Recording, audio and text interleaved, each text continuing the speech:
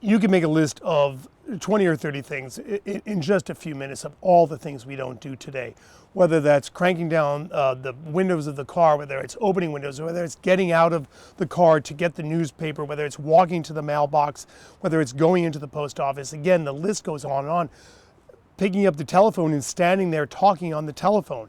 We don't do any of these things anymore, and these things all have a calorie count associated with them. And these calories add up at the end of the day. In the doctor business, we call this activities of daily living.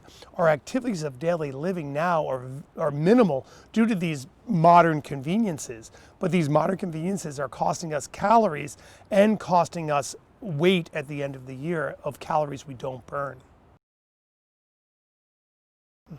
Community sports have been around forever.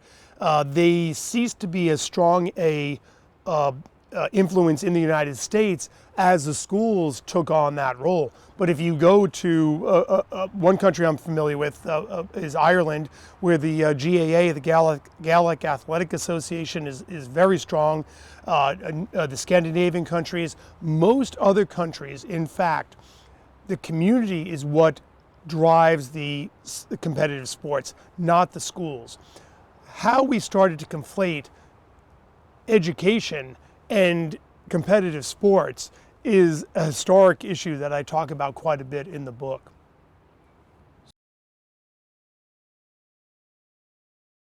The link between fitness and cognitive learning is very clear.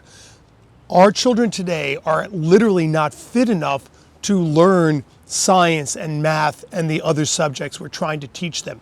They come to the classroom filled with ultra-processed food and filled with bad health to the point where their brains are not functioning well enough for them to learn.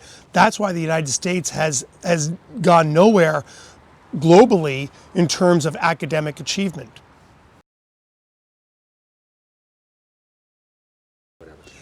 What we're asking for is physical education class for every student, every day, and every year of school. And what this is going to do is this is going to raise their academic performance across the board. This is the only thing that's going to do this. Until these kids are fit enough to learn, they're simply not going to learn, and they're going to continue these unhealthy behaviors in perpetuity.